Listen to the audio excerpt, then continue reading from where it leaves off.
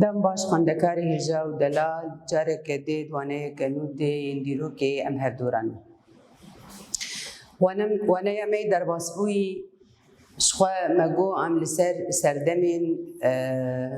جواکا خزایی امی با آخفن سردمین که بری این جواکا خزایی ما دستپیکی سردما پولتیکی مبر مگو او سردمایاش 7 میلیون سال حتی 20,000 سالی بری زاینی بردوام کریه سردما حری دمدریج کدناوا دیروکا مروواهی در باس ببو او سردما که بری یا کبن بو آنا امی درباسی سردما ددوا ببن سردما مزلولتی که اوایاجی سردما کفری یا ناوینه از سردما هانی خندکاری هجا جه 20,000 سال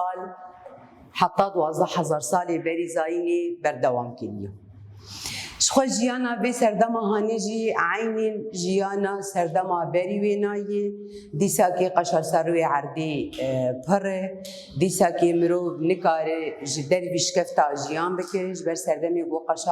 سروی عردی هی اوایاد هلی گو مرو هینا هندریش کفتا جیان بکر هینا البرچقلی داراست درگاهش خورچه که آموری وانا هنکی پیشکتن تید چه دبن آموری وی سردما ده لگوری زانبون آمورو وی دوی دمی دبو او قاسی آمور لپیش نکت بون آموری وی سردمی هنکی پیشکتن دوانا ده چه دبه هنکی جهدو درخستن ده آمورا ده چه دبه لی جیانا وانا عین او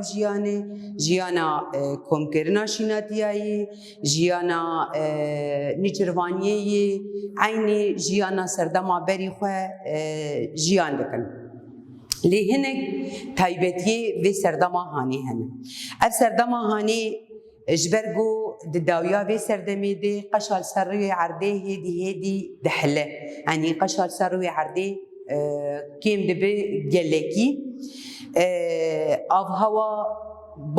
باشتر دبی جی سردما بری خواه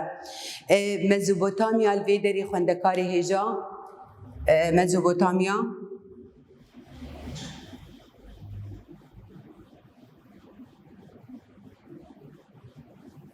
دهندری مزوبوتامیا ده درفت جیانی ایگو قارب جیان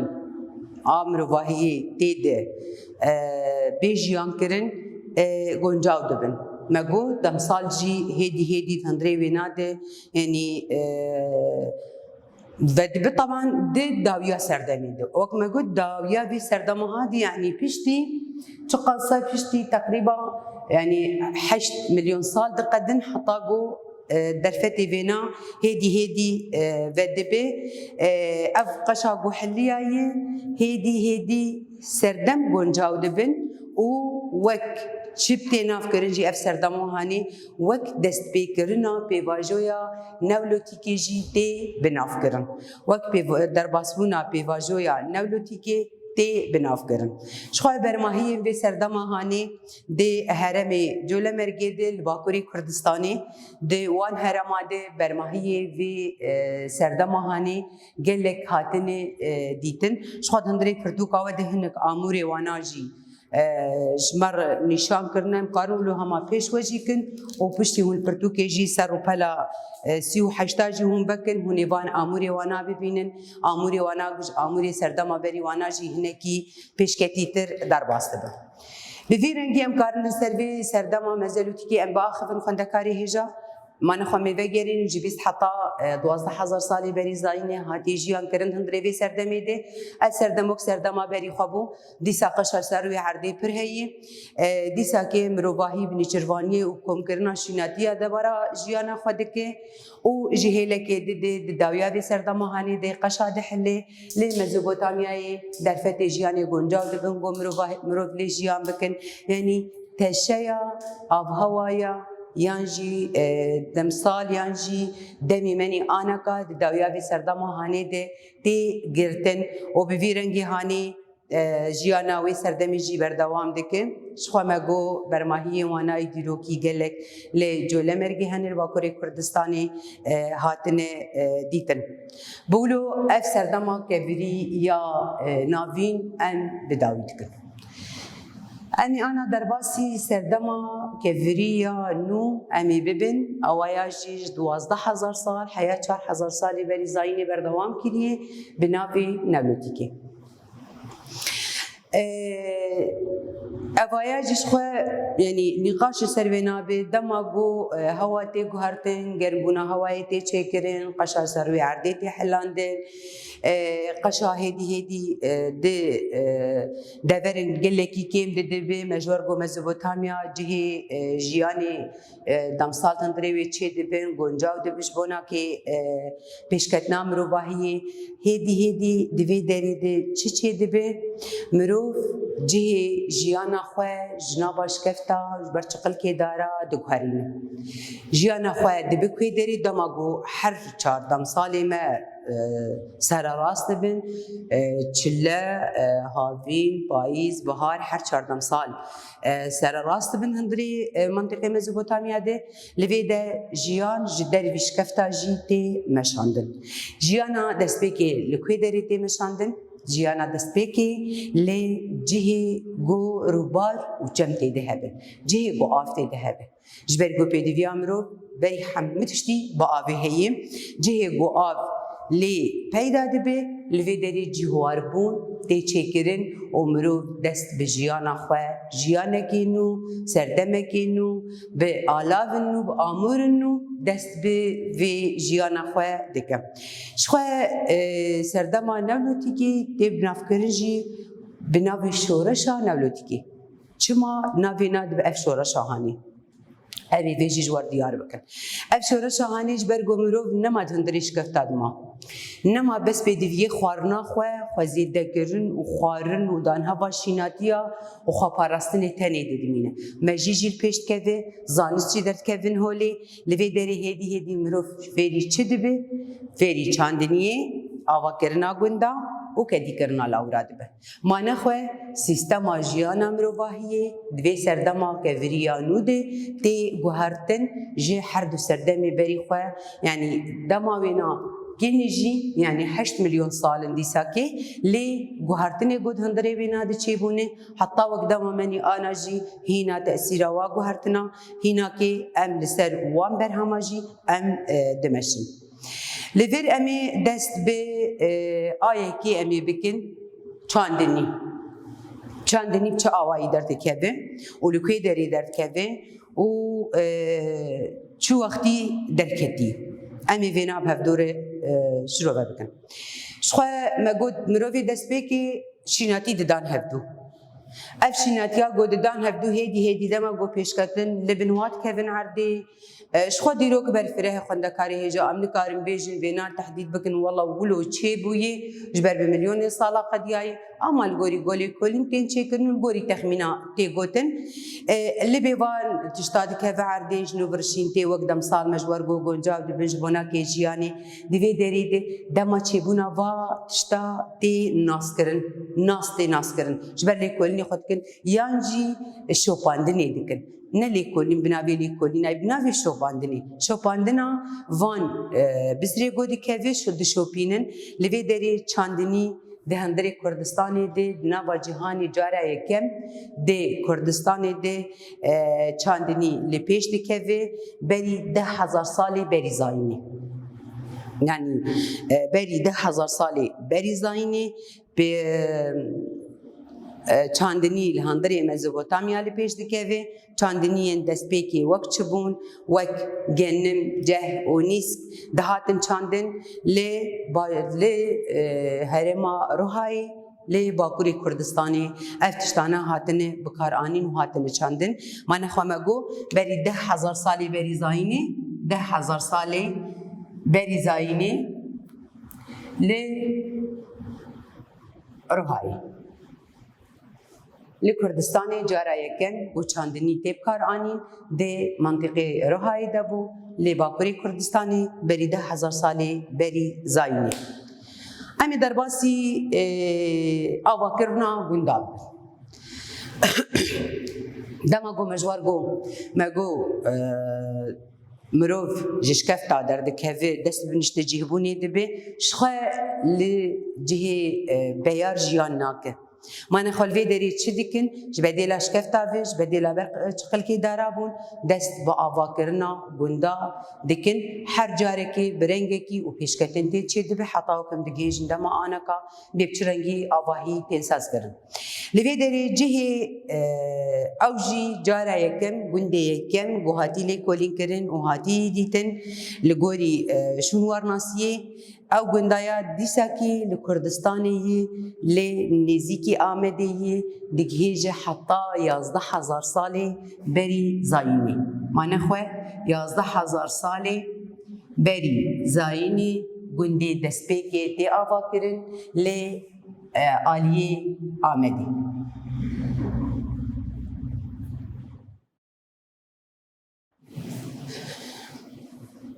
من خو مگو چه مگو آوا کرنا گنداجی جاره یکم تشتی گوهاتی لی کولی کرن بری 11,000 سال بری زاینی آگونده دستبیکی هاتی آوا کرن دیسا که لی کردستانی یعنی ده منطقه مزوبوتامیا دهیه لی کردستانی نزیکی آمده بری 11,000 سالی بری زاینی گونده یکم هاتی آوا کرن امی درباسی که دیگرنا لاورا ببن کدی کرنا لاورا خواندکار هجا اوج تمنی وینادی که حتی 11,000 سالی بری زاینی لیوی جاری نه تنی منطقه کردستانی تنی پیشکتنا وینا هاتی چی کرن هم لی کردستانی و هم جی لکنانی یعنی فلسطین آنا لیوی داری تو وین دستپیکی یین کدی کرنا لاورا درد کبی یعنی جاره یکم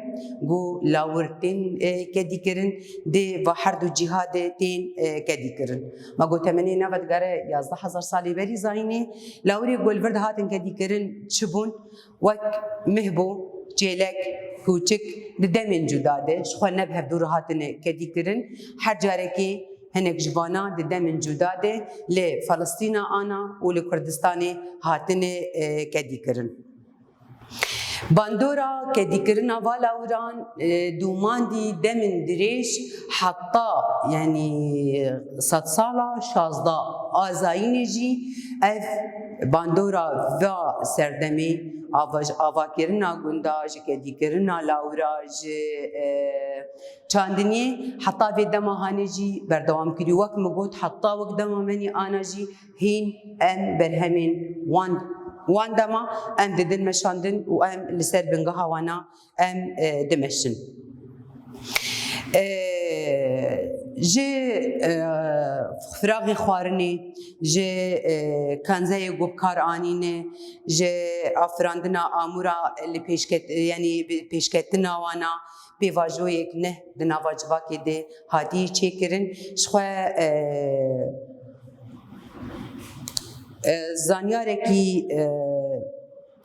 زانیارک جیل سر وینا چید بیجه دبی پیشکتنین پشتی 100 سالا 16 باندوریا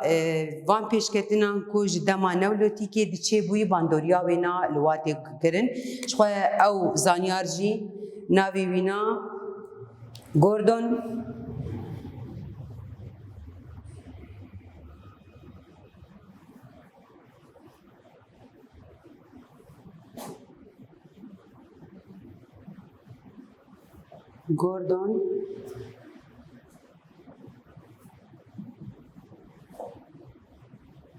چایلد گوردون چایلد دبی چه دبی تشتی گود پشتی سردما 200 سالا 16 آزاینی دهاتنی چکرن و پیشکتنی گوهاتنی چکرن باندوری سردما نولوتی که دهندری واناد هیه یعنی پیشکتن لسر وان پیشکتنی گود سردما نولوتی که دهاتبون چکرن لسر پیشکتنی حتی دمامنی ایروجی هیه ما نخواه امیوانا حرسی خالی سرکه جوانا امی وگرین امی دور از درباسی باندور و انجامی بی سردماهانی امی بل مگو سردما کبریانو جدوازده حیات 4,000 سالی بریزانیه یعنی دما گو چینتین آوا کرن شخواه تشتکی جواکا خزایی نامینه جواکا خزایی جواتای خود دردکوه لوی داری تشتین بنگهین گودنا و سردما کبریا نوده هاتی چکرن چاندنی گو تمنی وینا دکی حیات 10,000 سالی بری زاینه ل هرمی رها هاتی دیتن آوا کرنا گوندا اوج تمنی نابدگاری 11,000 سالی بری زاینه جاره یکم گوندی یکم هاتی آوا کرن لهلا آمدی هاتی آوا کرن و کدی کرنا لاوراجی بدگاری 11,000 سالی بری زاینه گو ل فلسطین آنا و لکردستان لاور هاتنه کدی کرن مینا مهاو چلکا و کوچکا و دمی جدا دجی هاتنه کدی کرن آنا خندکاری هجام درباسی باندور و انجام سردما نولوتی که امی ببن چه باندور و چه انجام جوی سردما هانی هاتنه گردن باندورا وینا حتا چه دمی بمرد دریش کریه چه دندری وینا دهبو امی بهوره وینا جی پاروه بکن مگو سردما نولوتی که دناوا مروواهیه ده شورشک بکار آنی شورشا یکم گودنا جهانی داتی چیکرین شورشا نولوتی که شخواب شورشای نبناوی شراب و نبناوی هفدو کشتبانایان تشتی ولوبو شورشک جی چاندنی و آوا کرنا گوندا و کدی کرنا لاورا و ولو لی جهانی تی بلاف کرن مانه خو شورشکی زانستی دنوا جهانی ده تی بلا کرن شورشا یکم و شورشا حری مزن دنوا سردما نولوتی که دابو بیرجی گلک دیروکات هندری خود دحوینه دیروکات چه گلکی ترابط لی وگره تلوان سردمی هانی وگره و تیبیناری گوچان داوینا تشتی وینای دیروکی لی سردمانه ولوتی که جی ودگره پیر وینا جی بخور دینه گاون مزن جید نوا بی سردما هانی دماغو هاتن آفیتن جبر گی پیشکتنی مجیه مروف جیته چکرن او دا آمور و آلا بادجی او پیشکتنی آواهی سازی و چکرن افراغا ده چکرن آمورا ده گلک پیشکتن دنوا وینا ده تین چکرن اف پیشکتنی هانی جی ده همان دمید جی دبن پیشکتن گردونی اف چی بخورتین خندکاری هجا اف چاندا خداوندی جید آفرین بخوره دماغ مجبور بوم گود دمی بری وینا ده کلان وقتی هاتن آوا کرن او کلانی هانی بچرنگی ده هاتن بریو برن هیدی وقت چاندا خداوندی جیدی بکار آنین خداوند دنوا به دماهانی ده تین چکرن هم جی چاندا تلحلف المزوبوتاميا ثمانية وينات دكيجة وان دمي نولوتي كده شخوة چاندا تلحلف آگونا وندا وينا سريكانيا آنا قابو او جي وقت چاندكي حري كبنه ولبرچعواي ولكولين هنا جي هندري وينا دتين كرم جبلي وينا جي خندكاري هجا تشتي گوجوي سردمي هاتبو گرتن چبو آوا کرنا پرستگاها پرستگاه گروه دمیده دهاتن آوا کرن از پرستگاه سنجی بون یعنی هم جی باوریه بو هم جی وقت نخوشخانه یا بو هم جی پاروکرنا آگاهی بو یعنی بسیرنگا دهندری وان پرستگاه ده کار و خبات دهاتن مشاندن شخوا دوانه منی بیده امیل سر هنک پرستگاه جوار با آخفن بی بچرنگی هاتن آوا کرن و چه لیکولین تندریوانا ده هاتنه کرن. من خودشته گوش سردما باندور و انجام سردما نولتی که ل دیرو کامرو باهی چیه گو پیواجویی که پیشکتنی حری مزن بو شورشا یکم آدنا و جهانی ده چه کرن نواوی سردمی دبو شورشا چاندنیه و پیرجی همه دیرو کاد نوا خود ده حوینه و هم پیشکتن ده آلا و آمورا جیته چه کرن پیرجی چند خداوندیه دی آفراندن و دناف دجی پرستگاه جیتین آوا کرن او پرستگاه هانی و جهه کی سنجیبو هم جهه آگاهی آبو و هم جی وک نخوشخانه گود هندری ویناده مروف دهاتن درمان کرن. آنا خندکاری هجا لسر رو پلا چلو یکی وکن امی بهبری هن تایبتین سردما نولوتی که امی بهبدوره بخوینم. هن تایبتین سردما نولوتی که تایبتیا یکی مروباهی جاره یکم دست بجیانا نشته جهبونی دیگه مگوش کفتا درد که و نشته جهبون جاره یکم تی چیکرن. آد دوا شورشا چاندنی پیک هاتیه. آسیسیا همو سازین جواب بونی دوی سردمی ده آوا بونه. يعني سازيه جواكبوني نب ما واتا سازيه وك يعني ما انا نبي سازيه الواناتكن تشاوا سيستم اخوني جواكبوني جنوبرداتين جونداو بشتر بازار و بشتر پیشکتنی گود اموراتین چیکرن آچارا پرگالین باوری خو بسازی کرنه آ پنجا دگز جیانی دیار دبن آششا دزانست و زانبونی ده سازبون چه بویه آ هفته دوی سردمه ده آمورین چاندنی و ین مالی ین دستپیکی هاتنه آفراندن چه آمور چاندنیر دوین چه آمور مالیر دوین جهلا فراغاره به جهلا خوارنه به چه پدوین مالا بهنه هاتنه آفراندن و چه پدوی چاندنی جی بهنه هاتنه آفراندن دوی سردمه ده که دیگرنا لاوران به پیش دکده بری مگونی چرخانی بود دوی سردمه ده دوی که دیگرنا لاوران آنها دوی سردمه ده جارای کن کارانینا کانزا و کدرانجی پیکاتیه دورده یعنی کانزا هاتن بکارانی ج سفر ج هستن جوانتشتا دوی سردمه ده هاتی بکارانین آنها می جه دیروکی ده دوانای خانی بیدامه ببین و هم جی کفر برنگه کی گوجر چه دکرن یا جی دستار چه دکرن یا جی افتشتهانی چه دکرن ده هاتن بکارانی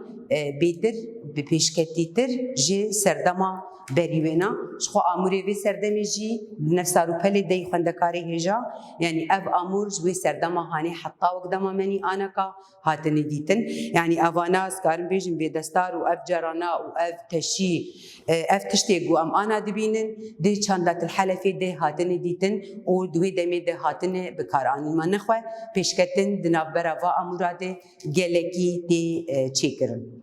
لفي دري خندكاري هجا ودلال وانايا مبداوي دبي أمي سرنافي وانايا خوانجي خالن سركة وانايا خو أمي جاركي دفقرينن وانايا ما لسر سردما كفري يا نافين بو ما جوش 20,000 حياة 12,000 صالي بري زايني بردوام دكيد ويدري ده قشا هدي دحله دمزوبوتاميا ده درفتي جياني بونجاو دبن و مروفي ويدمي وك مروفي سردما بري خبون دي سر نجربانيه وسر دانها باشیناتیا جیانا خود کرن و دیسا جد هندریش کفتا دبون لی داویا به سردماهانی ام کاریم بیجن به قشا سر و عردی نامینه و دمسال تین چی کرن ولو درباسی سردما که بریا نو ام دبن ده 12,000 سال حیات 4,000 سالی بری زاینه لی دری قشا سر و عردی دحله در فت جیانا جدر ویش کفتا جمرو بارتی فکرن لی بر روبارا و لبر کلکی جما جیانا خبر دوام دکن و دست به شورشکی ده نوا بینا ده دکن او شورشوانا دست بیکی چاندنی بو 10,000 سالی بری زاین روحای هاتن دیتن پشتی آبا کرنا گنداجی 11,000 سالی بری زاین الامده گنده دست بیکی هاتی دیتن او جی منطقه کردستانیه که دی کرنا لاوراجی 11,000 سالی بری زاین هاتی دیار کرن بیچ لاور هاتن که دی کرن او جی فلسطین آنا و کردستانی قیم هنکی سر باندور و انجام وی سردماهانی جی سر مروفا آخوین و مهن تایبتیین وی سردماهانی جی مجور گوتن هم جارای کم گونشت جهبون چه دبه شورشا چاندنیه تی چه کرن آمورو آلاوی مالی و ای چاندنیش هفدو تین جدا کرن و تین آفراندن گنده تین آوا کرن کدی کرنا لاورا به پیشت کویش بدلانی چروانیه و دبی کدی کرنا لاوران هم جی کانزه و که ور برنگه کی پیشکتید نوا بی سردماهانی دتین بکار آنین به وی رنگی خوندکاری هجا و دلال وانه مبداوی دبه امی پرسین خاندنی جی چاره سر بکن دجواکا خزایی ده گرنگیا مزارتی که چیه؟ دجواکا خزایی ده گرنگیا افدماهانی وقت دمک نبر ده در باسبونا پیواجویا نولوتی که ده پیکادیه یعنی دمک گرنگیا وینا نودهندری وینا ده قشاتی حلاندن در فت جیانی گنجاو دبن مانه خود بوک پیواجویی کیش در باسبونا سردما نولوتی که را پرساد دوا سردما نولوتی که بچه تیناس کرن سردما نولوتی که به شورشا نولوتی که تیناس کرن به چاندنی آوا کرنا گندا و کدی کرنا لاورا تیناس کرن باندورا شورشا نولوتی که لمروهی روه بکن سردما نولوتیکی د دیروکا مروفاهیه ده شورشا هری مزن ویا یکمه پر دیروکان ده هندری خود ده حوینه و به تایبتی ده گوهرتنا مروف و جواکبونی ده گابن مزن تین آویتن اف جی وک برسوا پرساسیا ولو وانا مبداوی دبی حتا وانا کده خندکاری هجا هم بمینت خیر و خوشید